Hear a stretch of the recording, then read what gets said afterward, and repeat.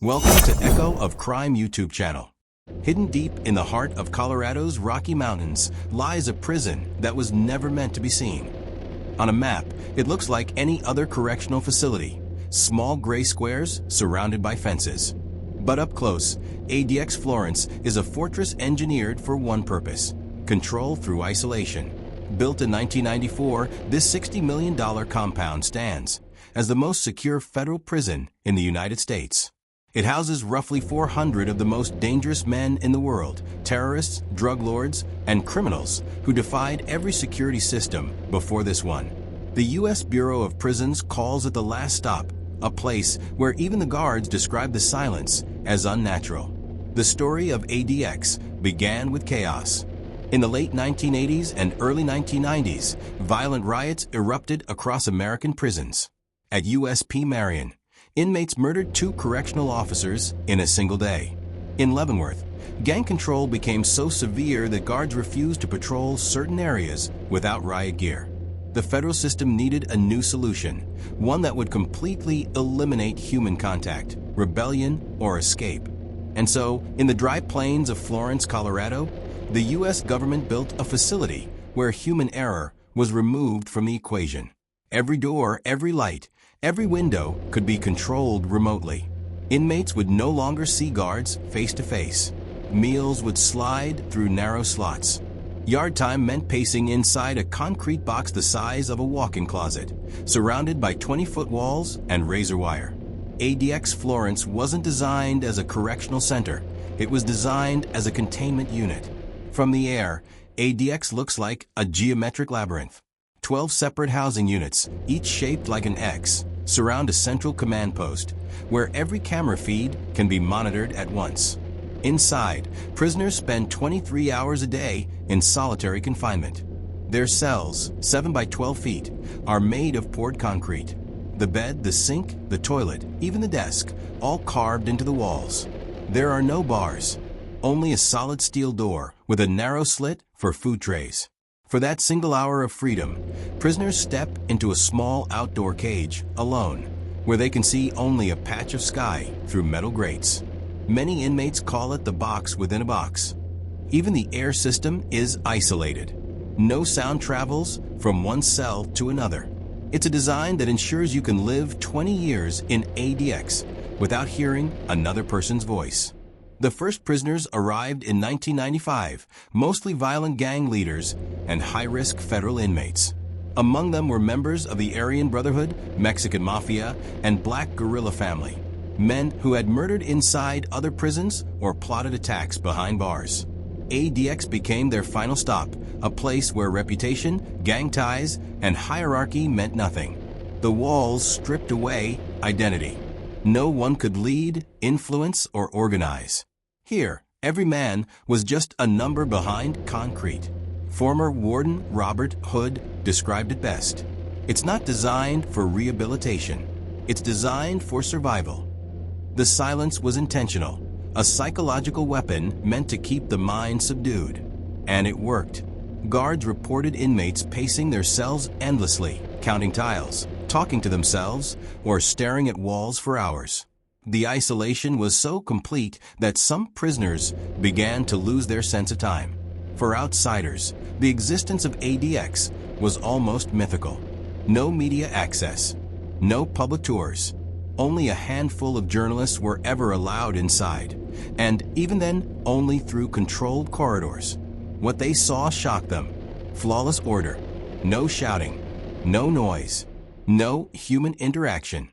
Just the faint hum of ventilation and the echo of steel doors closing. One reporter described it as a place so quiet it feels like time has stopped. Inmates communicated by shouting through drains or slipping notes during laundry pickup. For most, their only human contact came when a tray of food slid through a metal slot 3 times a day. But in that silence, something else grew, a kind of desperation that no wall could contain. By the early 2000s, ADX Florence had become infamous. It was said that even terrorists feared transfer there more than a death sentence. But cracks began to form, not in the walls, but in the system itself. reports of mental breakdowns, self-harm, and suicide started surfacing from former guards and legal advocates. The government called it necessary discipline. Human rights groups called it psychological torture. The truth, like the inmates inside, remained trapped within the concrete. And yet this was only the beginning. Because as the decades passed, ADX Florence would hold men whose names became legend. El Chapo Guzmán, Ted Kaczynski, Terry Nichols, and Dzhokhar Tsarnaev. Each one brought new secrets, new scandals, and new questions about what really happens behind the walls of America's most dangerous prison. If you ever wonder where the world's most dangerous men go when there's nowhere else to send them, this is it. ADX Florence is not a prison where people serve time. It's where they are erased from it. Within these cold concrete walls live men whose names once made headlines around the world. Men who destroyed lives, built empires, or declared war on entire nations. Each one came to Florence for the same reason. No other prison could contain them. In cell 125, for over 2 decades, sat Ted Kaczynski, the Unabomber. A Harvard graduate turned recluse, Kaczynski launched a nationwide bombing campaign between 1978 and 1995, targeting universities and airlines to protest modern technology. When he arrived at ADX, he was no longer the man seen in mugshots. He was frail, quiet, and obsessed with writing. Guards said Kaczynski spent his days reading philosophy and solving math problems on paper towels. He refused interaction, rarely spoke, and only left his cell for 1 hour each day, pacing a small yard surrounded by 20-foot concrete walls. To some, he became the perfect example of ADX control, a genius mind slowly silenced by isolation. One psychologist wrote, "He's proof that intelligence doesn't save you from solitude. It only makes you more aware of it." Down another corridor, under tighter surveillance than any other inmate, sits Joaquín El Chapo Guzmán, the Mexican drug lord who once ran the Sinaloa cartel, the largest drug trafficking empire in the world. After escaping twice from prisons in Mexico, the U.S. government knew there was only one place capable of holding him, ADX Florence. Here, even El Chapo's world shrank to 84 square feet. He has no contact with other inmates. His exercise yard is enclosed by concrete and steel mesh. His communication is monitored 24/7. Where he once commanded armies and trafficked billions in narcotics, he now spends each day reading Spanish newspapers under dim fluorescent light, alone. When asked about his conditions, one of his lawyers said, "He lives in total sensory deprivation. He has not seen the sun in years." ADX turned one of the most powerful men in the world into a silent figure behind a locked steel door.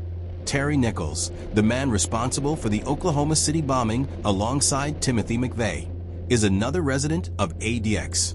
While McVeigh was executed in 2001, Nichols remains in solitary confinement, serving 161 consecutive life sentences without parole. His cell is nearly identical to Kaczynski's. Window slit, concrete furniture, single fluorescent bulb. He spends his time writing long letters to religious groups, claiming redemption. But within these walls, redemption is a concept, not a reality.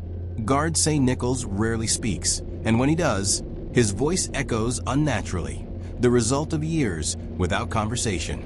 Even in silence, he claims to hear the sound of the explosion in his head. Then there's Dzhokhar Tsarnaev, the surviving Boston Marathon bomber, serving a death sentence in isolation. His presence at ADX brought a new generation of terrorism to American soil, one that the prison was built to neutralize. His daily routine is clockwork.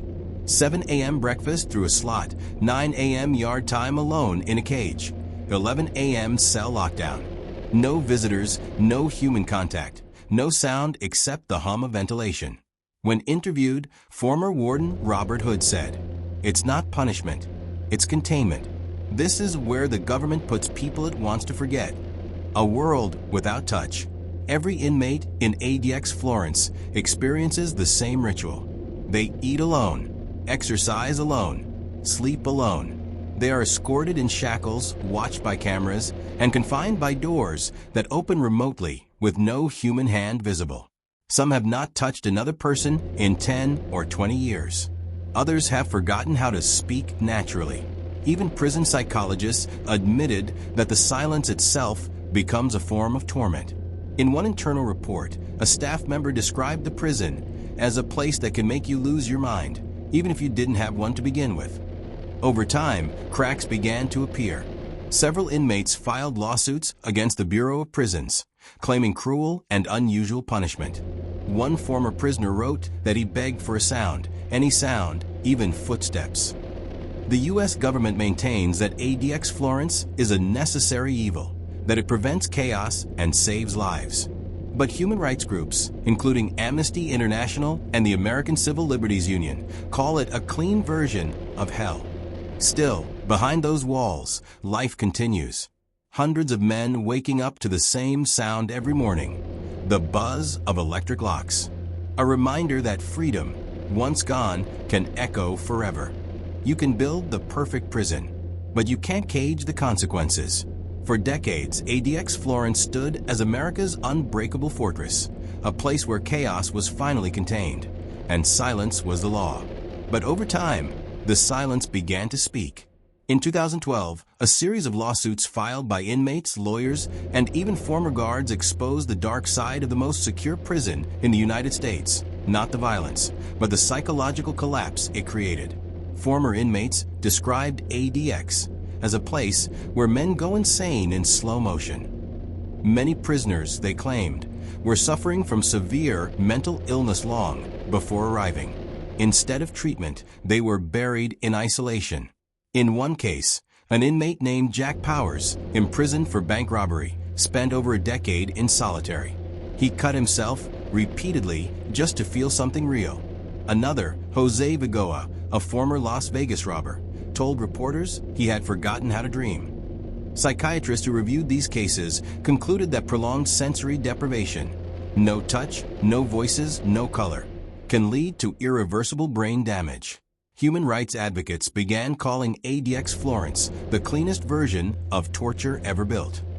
In Cunningham versus Federal Bureau of Prisons, 2012, multiple inmates joined a class action lawsuit, accusing the government of violating their Eighth Amendment rights, protection against cruel and unusual punishment. The evidence was overwhelming. Self-harm incidents, untreated schizophrenia, suicide attempts, and documented hallucinations. A federal judge ordered the Bureau of Prisons to make sweeping changes. For the first time, ADX was forced to acknowledge that it had been housing mentally ill inmates in conditions designed for high-risk terrorists and violent offenders. The lawsuit ended with a confidential settlement in 2016, but it forced the creation of a new psychiatric facility inside the federal system, known as ADX Step-Down Unit. This was the government's quiet admission that even the strongest walls can't hold a broken mind. By the late 2010s, ADX Florence had become an international symbol of the United States' approach to justice, safety through isolation. But while American officials defended it as necessary, global watchdogs like Amnesty International, Human Rights Watch, and the United Nations condemned it as inhumane. In 2014, a UN Special Rapporteur stated that solitary confinement beyond 15 days could amount to torture, yet ADX inmates often endured it for decades. One U.S. senator visiting the facility called it a place that keeps America safe at the cost of its soul. Even within law enforcement, opinions were divided. Former Warden Robert Hood, who once ran ADX, publicly admitted, "It's far worse than you imagine. It's not designed for human beings." After the lawsuits, the Bureau of Prisons launched the Step-Down program, a slow reintegration system allowing inmates to earn their way out of complete isolation. For the first time, men who hadn't spoken to anyone in years could have limited contact, therapy sessions, and small group interactions. But progress is slow. Many prisoners, after decades in solitary, could no longer function around others. Some refused the program entirely, preferring silence to social contact. A former corrections officer described it best. ADX doesn't just keep inmates in, it keeps them locked inside themselves. Tragedy continued to haunt the facility. In 2023, reports emerged of multiple suicides and medical neglect claims filed by inmate families. Though the Bureau of Prisons denied wrongdoing, the data told a different story. Inmates at ADX Florence are 3 times more likely to attempt self-harm than in any other federal facility. Among the most haunting cases was Thomas Silverstein, once called the most dangerous inmate in America. He lived in solitary confinement for 36 years, one of the longest in U.S. history, until his death in 2019. He never saw another inmate in person again. Today, ADX Florence remains fully operational. It continues to house over 300 inmates, including terrorists, cartel leaders, and domestic extremists. Security has never been breached. No one has ever escaped. But as new inmates arrive, old questions remain. Can justice exist without humanity? Can safety be built on silence? For the families of guards and victims, ADX is a necessity, a wall between civilization and chaos. For human rights advocates, it's a monument to punishment without purpose. Perhaps both are right. Perhaps this is what happens when a nation builds a prison so perfect that even mercy cannot find a way in.